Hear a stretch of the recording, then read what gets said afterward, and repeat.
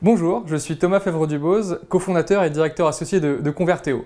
Converteo, c'est un cabinet de conseil qui accompagne ses clients dans la définition de leur stratégie digitale, l'implémentation et l'optimisation de leur dispositif internet. Imaginons qu'un directeur de magasin puisse mesurer l'ensemble des parcours clients que les consommateurs font lorsqu'ils parcourent le magasin. Qu'ils puissent notamment mesurer où les consommateurs s'arrêtent, est-ce qu'ils prennent des produits dans les rayonnages, est-ce qu'ils les reposent, quels sont les facteurs qui font qu'ils ont un temps d'attente trop important en caisse, en sortie de caisse. Ces indicateurs, un directeur de magasin rêverait de les avoir et la réalité c'est que n'importe quel responsable de marketing digital peut disposer de ces informations. Pourquoi ? Parce que le canal web, le canal digital est un énorme lieu, un énorme vecteur de collecte d'informations, de données et notamment de données concernant les comportements clients.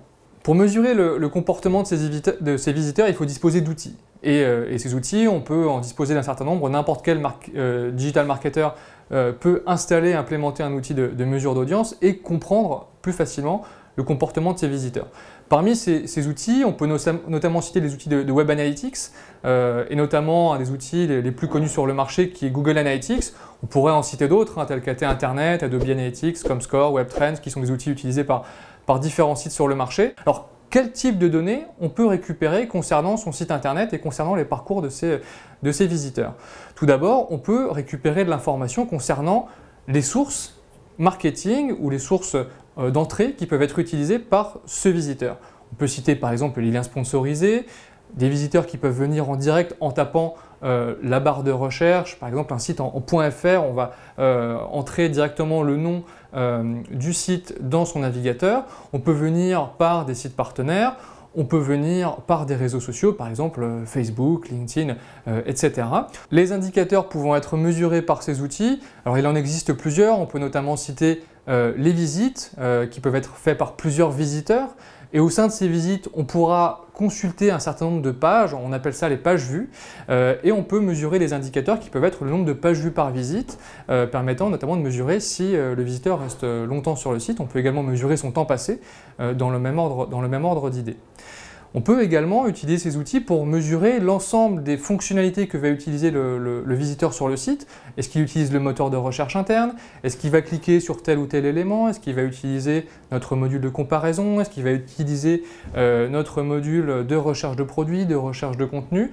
On va pouvoir utiliser ces outils pour essayer de cibler l'ensemble des endroits qui peuvent être utilisés par le consommateur et par le visiteur sur le site. Cette mesure des comportements consommateurs, on peut bien sûr le faire de manière quantitative, on vient de l'évoquer, on peut aussi le faire de manière qualitative, à travers par exemple des outils de questionnaires en ligne, tels que e-perception ou par exemple CRM Metrics, qui permettent en fait de diffuser des questionnaires directement aux visiteurs sur Internet et leur poser des questions telles que pourquoi êtes-vous venu sur le site? Est-ce que vous aviez un objectif précis en venant sur le site? Est-ce que le site vous a permis ou non d'atteindre ces objectifs? Et ainsi, avec ces réponses, on peut obtenir des éléments beaucoup plus qualitatifs et beaucoup plus intéressants sur l'efficacité du site en lui-même et sa capacité à répondre aux besoins des visiteurs. On peut également, en tout cas dans un niveau supérieur, potentiellement utiliser des outils de click-to-chat qui permettent de dialoguer en direct avec ces visiteurs pour comprendre les raisons de leur visite, répondre à leurs questions, comprendre ce qui les empêche aujourd'hui d'aller plus loin dans leur visite, qui les empêche de s'engager plus avant dans leur visite et leur apporter un complément d'information. Donc on voit qu'on peut vraiment utiliser le qualitatif également pour mesurer les parcours clients et apporter des réponses plus pertinentes aux consommateurs. On évoque les outils de mesure qualitative et quantitative. Il ne suffit pas d'avoir des outils, il faut encore savoir bien sûr les utiliser et en tirer de la valeur.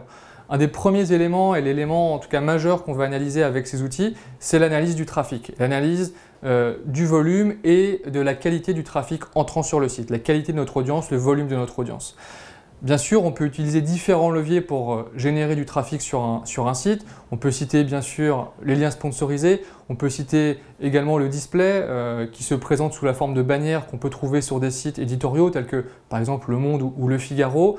On pourrait citer par exemple l'affiliation également, qui sont des sites partenaires qui peuvent générer du trafic sur notre site et être rémunérés en fonction des ventes qui peuvent être générées suite à ces visites.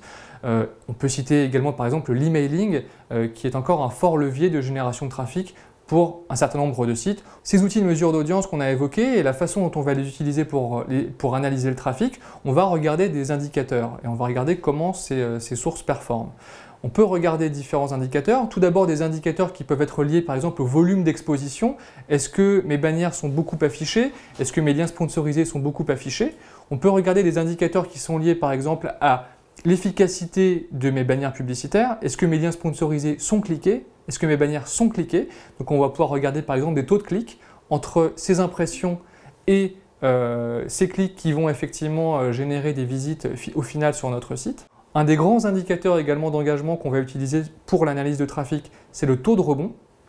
Le taux de rebond qui est le pourcentage de visiteurs qui vont entrer sur votre site, ne consulter qu'une seule page et quitter directement votre site.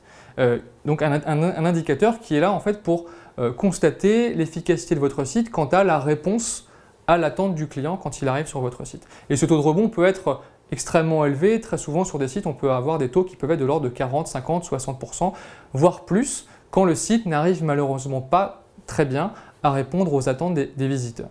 En conclusion, on l'a vu, c'est extrêmement important pour un responsable de marketing digital ou un responsable de site de disposer d'outils pour analyser son trafic et analyser son audience. On va voir en fait que ça ne suffit pas. Il faut être capable d'utiliser ces données pour améliorer effectivement la conversion de son site.